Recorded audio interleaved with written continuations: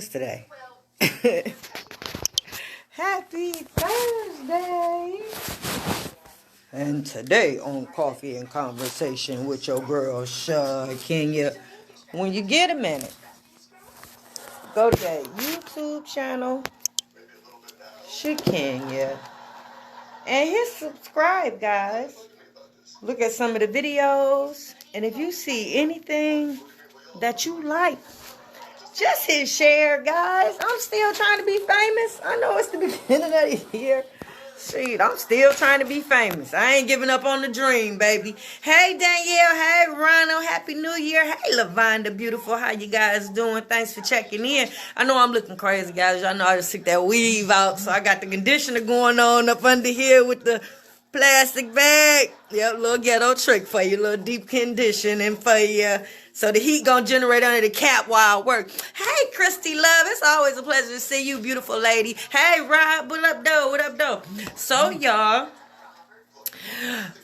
I woke up this morning crying. I swear to God, I cry every morning about something. So this morning, let me turn this down. I love everybody. What's this? Everybody Loves Raymond. When we do the co-parenting workshop this time around, I'm going to use clips in the grandparent workshop. Hey, Keith, handsome. Your boy up here, Keith. I'm going to go over there and holler at him in a minute. What up, Tom? I'm going to pay clips from Everybody Loves Raymond.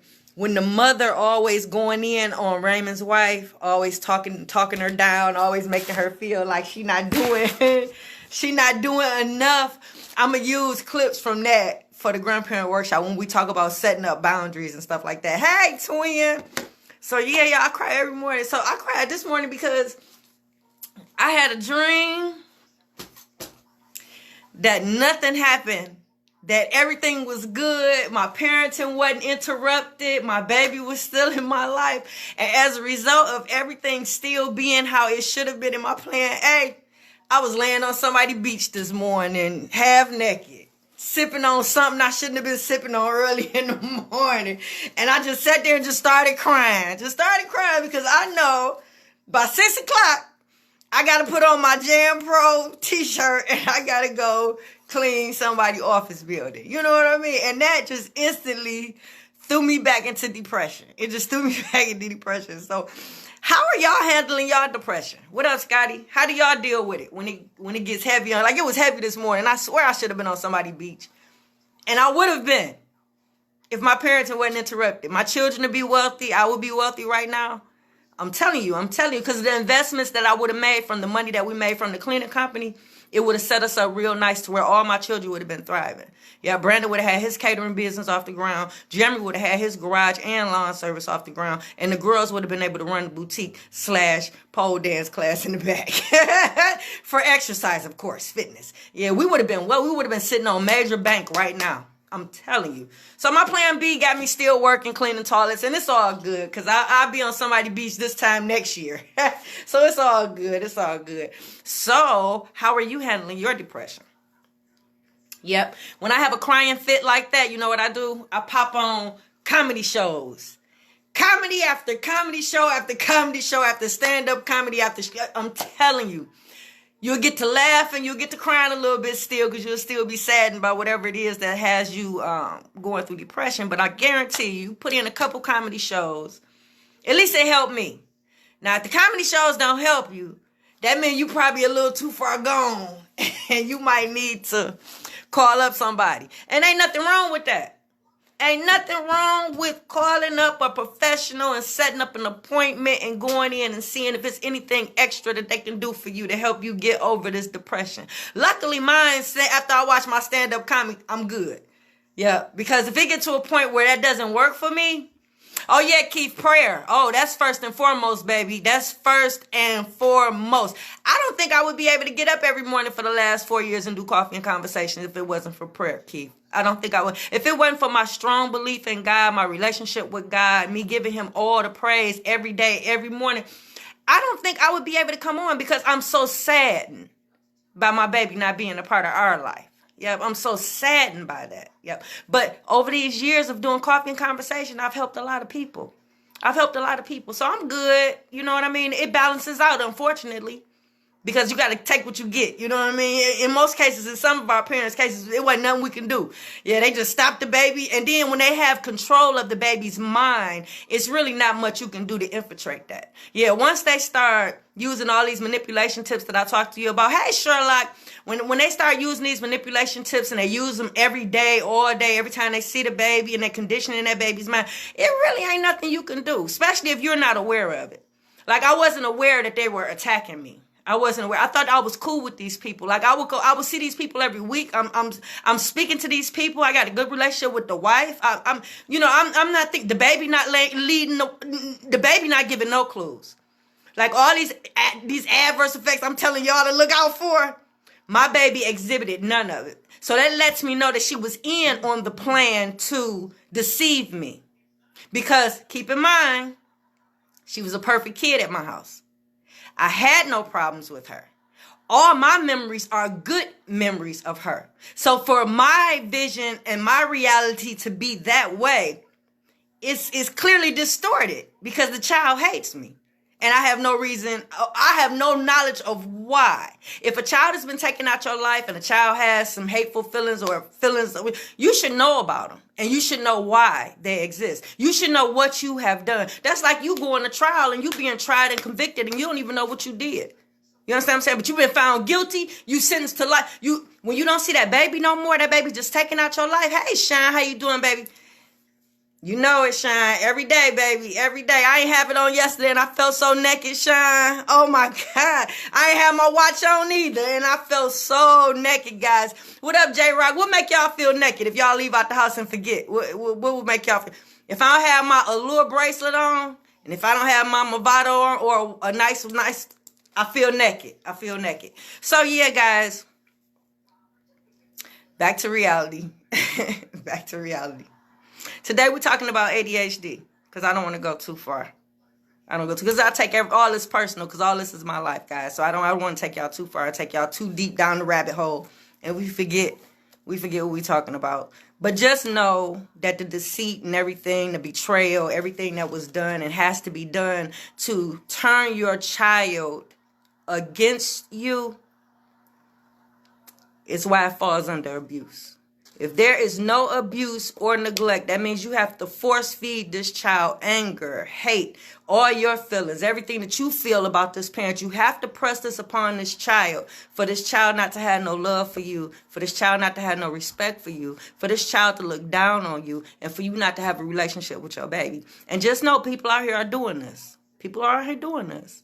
And it's unintentionally and intentionally. Yeah, that's why I say when you see any of this stuff that I talk about, in your baby, you hear it, listen to your baby. Because sometimes your baby will tell you when people down saying something about you. Yeah, remember my baby told me, she was just in conversation, she said, and my grandma said, you don't do nothing anyway. We're just having a conversation because remember, our routine was to talk every day. You got to create a safe space for your babies. Got to create a safe space. For the boys coming up, and I know I'm everywhere. Why? Because y'all are seniors. Pay attention. Everywhere. Yep. When it came to the boys, we had family meetings every so many months to give them an opportunity to express themselves, talk about things that they hadn't told me yet, things that were bothering them about me, things that were bothering them about the other kids. You have to give your children safe spaces. So the boys, it was family meetings. For the girls, it was the car rides home. Okay? So the fact that the baby was able to, because I'm going to get back on it, I can't shake it. The fact that the baby was able to deceive me, to have me feel that she loved me, that she respected me. Remember, this is the same kid that promoted the program through her school. This is the same kid that sold my book. This is the same kid that took the supervisory role at the cleaning buildings, at the schools. So, therefore, I was convinced that this baby. But that wasn't the case. That was the act that she had to put up to bide her time until her dad was able to help her escape from her house. Pretty much. What up, Lale? How you doing? So that's what it was. What up, CC in the house? So that's what it was. So the deceit, the betrayal, that's why we have it set up like a crime scene. That's why we have your boards. That's why you have your suspects. That's why you have all this laid out. We're trying to figure out who, what, when, and why. Who planted seeds? Who poisoned your baby against you? We're trying to figure all this out. And in the midst of us figuring all this out, we're covering disorders. Because we're seeing how they tie into your child and how your child is developing now that you're not in that baby's life. Yeah, we seeing why your child is suffering from depression now. It started when you took the daddy out of his life. Yeah, now we see why your daughter is acting out. It started when you took the other parent out their life. Yeah, now you see how these disorders tie in and how mental health is so important and how mental health treatment is so important. Like I say, when you baby is pulled out, we need grief counseling. Me and my kids, we need grief. All of us are suffering from depression as a result of that baby not communicating with us and not being a part of our life. All of us are suffering from that, as to where we wasn't suffering from depression before. Out of everything we've been through, the ups and downs, the struggles, we was not suffering from depression until that baby was pulled out. So technically, that's a loss. Technically, you need grief counseling. Yeah. And I definitely don't have to tell you, if you lost a baby through death, that you need to go seek some type of mental health treatment, some type of grief counseling, some type of group to help you get through it. Yeah, it's okay. So yesterday we talked about autism. Today we're going to talk about ADHD. Do you have any children that's suffering from ADHD? Oh, shoot, my coffee. Wait a minute, yeah. We can't have coffee and conversation with no coffee. I know. And I think I might have put too much in it. It looked a little strong. A little strong. Oh, shit, we about to see. We is about to see. But I really think I put a little too much in it. I'm coming, guys. I'm coming.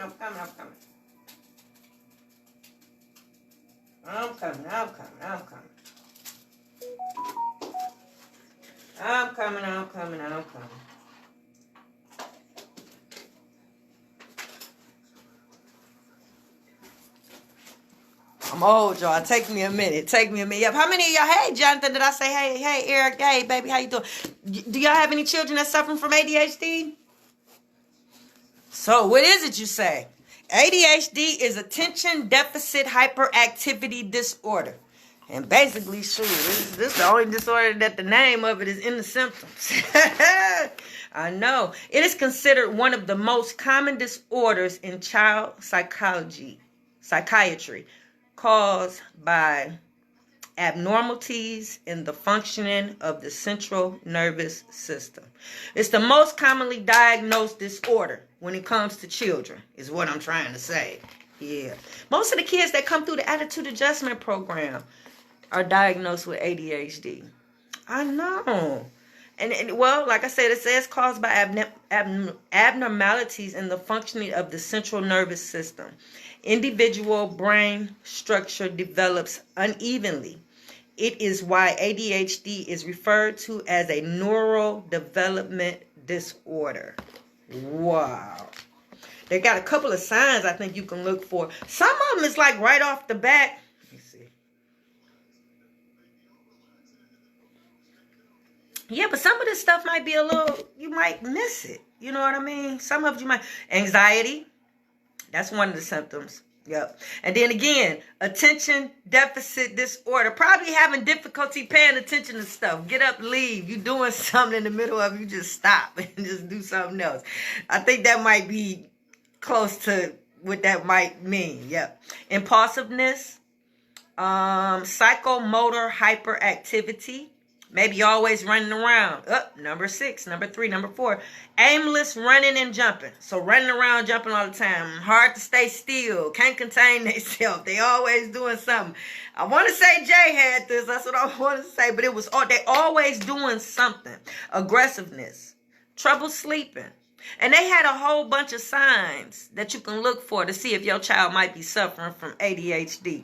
But just know it's treatment out there. You know, don't be embarrassed. Don't be ashamed. You know, some people I see, and it's quite obvious that something is wrong with their child. You know, I have conversations with children, and you know, I ask relevant questions. I meet them where they are. And when you're just talking to a baby, sometimes you can pretty much tell that something is a little off with this child. Something is not quite right with this child. And then I'll ask questions to the parent just to see if you notice the same thing that I've noticed through the, you know, interaction with this baby, you know, and then if they'll agree, you know, they might say, no, I don't, you know, and then even then, if I think it's enough through the conversation, I'll let the parent know that I think you might need to make an appointment just so you can just so the baby can be tested, just to make sure that everything is right. You know, because I don't know what it is. I don't know what the stigma is, but I don't know what it is about you not wanting to get your baby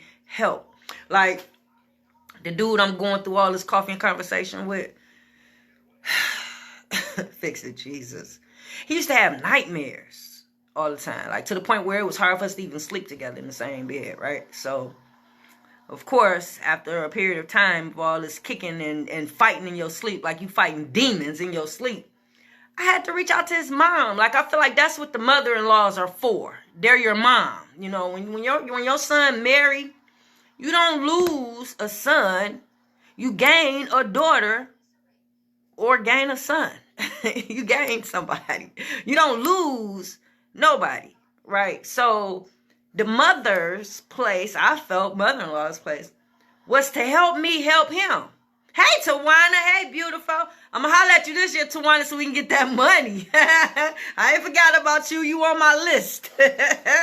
So, yeah, I asked her. I reached out to her because that's the mother. If anybody knows if something wrong with this kid, the mama would know. You know what I'm saying? So asked her, I said, well, did he used to have nightmares as a kid? Did he have nightmares now? Like, what's going on? She told me ain't nothing wrong with him. You know, he might have just had a bad dream. But I'm like, this been going on since we've been married. Like, it's nothing. Soon as the marriage ends, remember he left his daddy? Took care of his daddy. So me and his daddy got pretty close. Like, I miss his daddy so much. I spoke at his funeral. Go figure. I took care of his daddy. That was my daddy when he was living with me, right? So he asked me. He said, do that demon still... He didn't call him a demon. He called him by his name, but I'm calling him this. Does that demon still have nightmares? And I said, you know what, Pops? He does. Kicks the hell out of me at night some days. I can't even sleep with him. That's why I be on the couch and stuff like that. He said he used to have nightmares when he was a kid, right? So all that takes me back to where during the marriage, like, I ain't gonna say we would probably still be married today, but if his mother act like a mom and embrace me like her daughter and help me to help him find the help that he needed, we probably would have lasted longer than what we did. I can guarantee you that we would have lasted long. Like, I've never experienced nothing like that before. Like my other baby daddy. My other baby daddy mama, she don't treat me like that. She come over my house, she come in, she give me a hug, she asks about me when she on FaceTime with my daughter. Like, that's the grandmamas, that's what I'm used to. That's how my grandmothers were. You know what I mean? But this mother, I ain't never experienced nothing like that. And as a result of, I don't have a relationship with my daughter. She's my daughter's mother. Yeah, she's my daughter's mother. You know what I mean? Ain't that crazy? You raised your kids. So when we have the co-parenting workshop, those are one of the things that we talk about in the grandparent workshop. We talk about boundaries. Yeah, there's no way that she should feel like she's the mother when I'm here and I'm present and I'm able, mind, body, and soul. I'm able to be my daughter. There's no reason why she needed to intervene and do more and overstep boundaries. That's why I'm going to use clips from Everybody Loves Raymond. If you ever watch that show, pay attention to how Raymond's mother treats his wife. Listen to all the comments. Listen to the snide little side jokes. Yeah, stuff like that. That's an inappropriate relationship that Raymond had with his mom. That was very inappropriate relationship. Yeah, I remember the other day I was watching it and Raymond was sick, so the mother just instantly, I'm about to take care of him because I know nobody else is going to do it. Well, why would you tell the wife that you know that she is not going to take care of her husband in her face, in her home? So, yeah, I love this show. But, yeah, it's very rude, very inappropriate, yeah. So, y'all, that's it for Coffee Conversation. Shakenya, you talking to me. What you saying? When the dots not connecting, you'll know for sure. That's right. That's right. And that's why we doing this, how we doing it. This is why I had you create a board in your 9th grade year. This is why I had you put a list of suspects on the board. This is why I had you put people that was guilty by association on the board. This is why I had you put all your clues. Like, I know for a fact they was talking bad about me just from the couple of comments that my daughter made through conversation. I know, because it's like, why would somebody grown be talking to you about me, any parenting concerns? Why ain't nobody told me or said anything to me? Yeah, if you have parenting concerns, and a manipulation tip, we're going to call it cloning. And this is usually used when they trying to replace you. They do the replacement when they trying to bring their boyfriend, their girlfriend in to place you, taking them to all the games, not telling you about none of them, stuff like that. They usually use this in a replacement. And this is when they try to duplicate what you do. Remember when I was decorating my daughter's lockers? And remember that first year that she was staying with her dad and her girlfriends decorated her lockers? Like, and they made it seem like it was such a big deal. But I've been decorating their lockers ever since soon as they got to high school. Her and my oldest daughter. So that means for years I've been going in right the day before school. It's a routine. I go in. The principals and them know me. They'll let me in. I decorate their locker. And when they come out of class, voila. That's what I do. That's the type of mother that I am. Martha Stewart of the hood. That's what I do, right? But they cloned that. And then remember when they was working for me at the cleaning company? Yeah, the girls. They had their own school in Westland that they would clean, right? And Jeremy had his school in Inkster.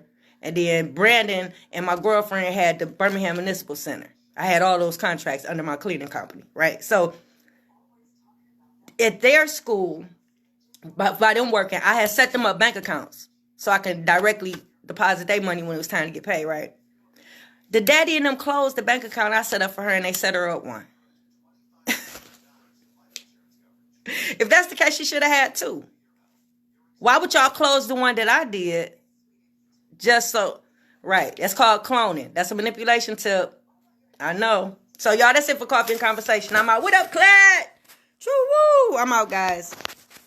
If it let me go, it won't let me go. Shoot. Bye, Instagram.